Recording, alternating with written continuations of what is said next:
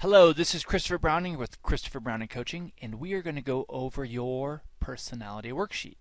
Or if you looked at the title of it on your hard drive, it's going to be Career Control Personality Worksheet.pdf. So let me tell you a little bit of why we're going to go into this worksheet or why I've developed it. Your personality has a certain way of viewing the world, in a sense filtering in and interacting with it. Because of the way that you filter the world, there are some positive traits and then what I like to call the dark side of your traits, personality traits, in how you filter the world and then respond to it. This worksheet is going to help you understand those filters that you naturally have on, what positive values that they bring to the world, and just some of the limitations you need to be aware of because of the way that you view the world. So a quick understanding is that I really believe that personalities aren't something that are hard set. Now for most of us, we continue to live those the rest of our entire life because we found a winning strategy that works for us and we kind of get settled into it. So even though you are going to see who you are right now, understand that you have the ability to change and to grow if what you're seeing isn't something that you're 100% comfortable with. Now for a one-on-one client, go ahead and ask me a couple questions if there's something you want to do about who you are to change if you feel uncomfortable about that. But so again, for right now, what I want you to see this as is something of who you are right now and the way that you are filtering the world right now. You still have the ability to change once you become cognitive of the way that you are right now. That's the whole purpose. Who are you right now?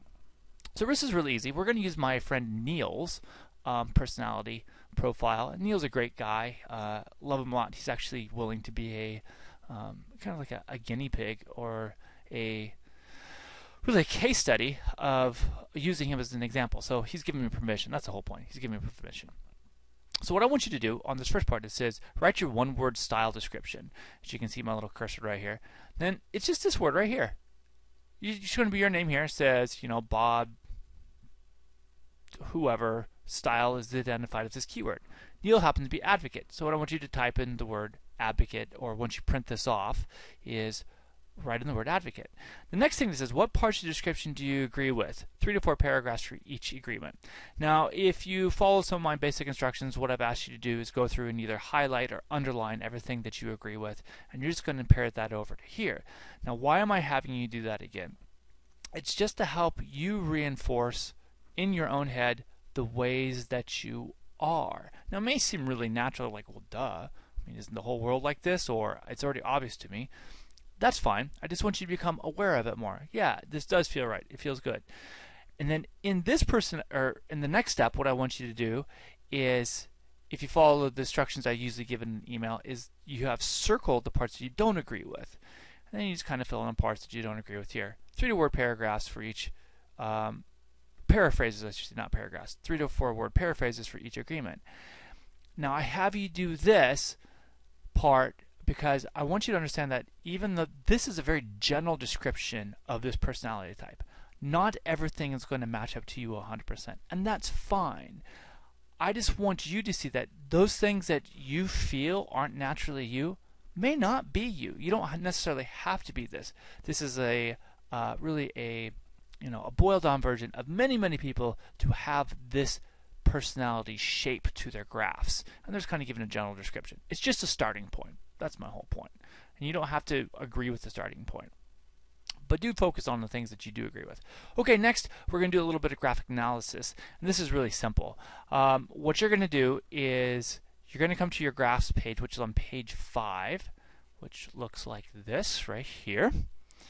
And you're going to look at your first graph, which is your public self. Actually, I'm sorry. You're going to use your second one, which is your mirrored perception. Third one, I'm just going to edit that out. So let's start over a little bit. Okay, the next step is we're going to do some graph analysis. What I need you to do is go to page 5, which is like this, and we are going to use the third graph, or your mirror perception. Now, if we didn't get into the graph details, this is the one who you think you are. And I want you to see where you're coming from, who you think you are. So you're going to pick the highest letter. And this is really easy. The highest letter for the example one happens to be S, so you would just put an S here. or sorry, right here, you put in S. And if you happen to be example 2, your highest letter would be I, so it's the highest one. And on Neil's, for example, we're going to come over here and just give you one more point. Oh, he happens to be S also. In fact, really close to the same one. So you would type in S or write it in here. So the second highest letter. So you're going to find the second highest one. On this one, it happens to be I. On this one, there's nothing because it has to be above the midline, so there's nothing. And on Neil's, it's also SI. Okay, great. SI. So when you put in S and then I here, you put the two combinations together and it'd be SI. Let me pause for a second and I'll show you what it looks like when it's. Okay, I've paused the video and I've come back, and what I've done is I used a fancy pen on the Adobe Acrobat and I filled it in. So S is what we talked about. So you got S, and then on the other graph, this is actually an I right here, so it's an I. On the first graph here, the second highest letter is I, so that's why I got lowercase I. And there's actually a comma, and there's nothing here because there is no second letter. Some people don't have a second letter. Everything is subordinate or below this line. Great. So the combination for this guy is S with a little case I. And then for this graph here, for example 2, he happens to be I. For Neil, it's the same thing. He happens to be SI. Great. So then you would write the subordinate letters. And the subordinate letters is everything that is below the midline. So for example number 1, the D you can see right here and the C happen to be below the midline. Great. Example 2, the D, S, and C, D, S, C, happen to be below the midline. That's all you need to do. The importance of doing this part is so we can do the next part. So we have to talk about your subtraits. Again, your subtraits are, in a sense, the evidence of the way that you are interacting inside of the world. And I want you to fill out this part because it's really important for you to see what I call your liabilities. For every personality has some assets and liabilities, and with every asset there is a liability. And often what we do is, remember the point of overcompensation. If you went through the video with me or with live one-on-one training, is that there's some aspect of who we are that sometimes we feel like we need to overcome. And what we try to do is we minimize the good parts in ourselves to try to put in something that seems like a deficit. And this purpose of the exercise on this page is to show you that actually what makes you really good also makes it very difficult for you to do something else. And we're going to see exactly what those pairings are. So I'm going to pause the video and I'm going to fill this out completely so you can see what it looks like when it's filled out, and I'm also going to give you step-by-step instructions on how to do it yourself, but you'll have some examples to follow along with. Welcome back again. I filled this out and let's show you how to do it. The first part of what I want you to do is come up with your assets. And the way we're going to come up with our assets is we're going to go back up a little bit, and you're going to remember, you can read the instructions here, but this is how you're going to do it.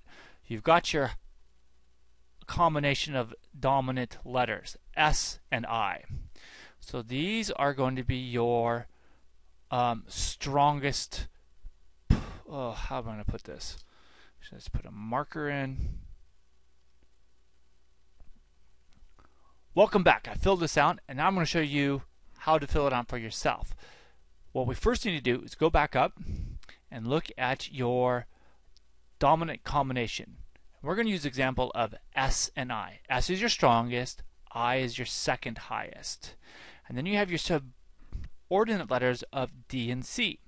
So now what I want you to do is take your first dominant letter, in this case which would be S, and we're going to look at the combinations of S over D and S over C.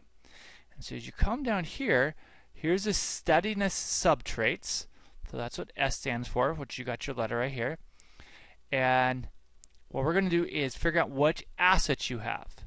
Now, your assets are your strengths or your dominants over the top of your subordinates. And because D and C are your subordinate letters, that means you have subtraits of S over D, patience, and S over C, persistence. Then we're going to do the exact same thing with I, because I is still a very high letter for you since it's above the midline. When I say yours, I'm talking about this example. So example number 1. Your graphs might be different, at least for this example. So we're going to do I. We're going to do I over D and I over C. And this is what it looks like. You got S over D, S over C, I over D, I over S, and then I just put in the word. So S over D, as you can see right here, S over D right here is patience. Next one, persistence, great, friendliness. Okay, you see the point. Now what I want you to do is see what the liabilities are, and the best way to do this is to reverse this order. So where you have S over D, you're going to look for D over S. So D over S is self-motivation. Oops, I can't get both of them up at the same time. That's terrible. I could have. Here, we'll just do that. You got the little hover node. So as you can see here, on the first line of the highlight box, you got S over D, and then over on the other side, you have D over S, self-motivation. Now, so I want you to go through the entire list and do and see what the liability is for your asset. Then for neutralities, it's everything else that's left in this up here. So if you wanted to, you could go and cross each one of these out. So you could go S over D. Okay, great. I mean, I'll even pretend that I'm doing it. So I got S over D, and I could say, okay, great. I'm going to scratch this one out. And now I got S over C. And then I've got the opposites, which is C over S. Oops, that's not exactly a cross out, but you get the point. Anyway, let me pause and I'll erase them all. Okay, as you can see, I have crossed them all out, and what I have left is these 4, and these 4 would go right in these columns. These are your neutralities. If you want to look at it another way, your assets are the things that you're really good at. These things you naturally have about you. Neutralities, you're kind of so-so. You're not necessarily good, you're not necessarily bad. Liabilities, these are things that you're not naturally good at. Okay, great. So let's move on to the bottom, and we're almost done. So what I want you to do is look at your list of liabilities and pick the one that you have been most accused of not being. So, like this person, maybe they've been accused of not being accurate. So let's pick one of your assets. And let's use self-confidence for an example. If you have, for this, for the person that's in our tutorial, if somebody has a lot of self-confidence, they may be accused of not being accurate. Now let's break this one down so you can see how to do it with the rest of them. If somebody has a lot of self-confidence, how would that make them not accurate? Well, somebody who's very accurate, they always go back and they double check themselves. And essentially they're saying, I'm not 100% sure I did that right until I look again. Always a little bit of self-doubt that maybe there's one thing that they forgot and they need to go back and check it again to make sure that they're accurate. And so here's a real case where, like, a lot of people say, like, you need to have more self-confidence, or you need to have more self-confidence in your life. And they're coming at it the wrong approach, because they're saying, like, you're always double checking things, you just need to trust your gut a little bit more. And people who are very accurate might call people who trust their gut a little too much, maybe egotistical, or have a little bit too much self-confidence. And people who have a lot of self-confidence aren't the type of people who are going to go back and actually double check every single time. They're like, yeah, that feels about right. I think I'm just going to plow ahead and do it. So here's an example of an asset and a liability. And why, again, I'm having you do this is so that you can become aware of these pairings. That's what we've done, is I showed you these different pairings. And as you begin to understand the pairings, when somebody comes up to you and says, like, well, you need to be more self-motivated. Well, great, take that with a grain of salt and say, like, well, I might not be quite as self-motivated as you, but I tend to have a little bit more patience than you. Or somebody says, you're not very sensitive, or you seem to always kind of run people over. And you say, well, that might be true, but I feel bad about that sometimes, but I do have the sense of persistence that I kind of get the job done. Now, we never use an asset to make excuses for a liability. Some people have done this before. It's like, well, I'm persistent. Screw sensitivity. That's not what we want to do. We really want to become aware of how these two interact and how they're a pairing. That's the whole point. So understand who you are, see how the pairings is, and then by understanding your liabilities, you actually begin to grow more as an individual because you understand what people are telling you.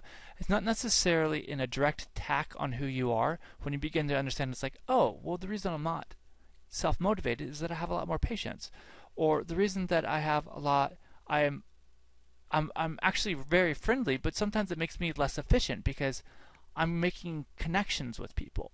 And if we got a type of job where we need to be more efficient, maybe we just have to turn down the friendliness button just a little bit. You're like, you know what? I'm gonna always have this tendency to be a little bit more extra friendly, and I just need to be aware of that so that I can get the job done and not take it personally. Okay, great. Last question: how have your assets allowed you to excel in the work that you do? Is there something that you do better than most people because of one or more assets?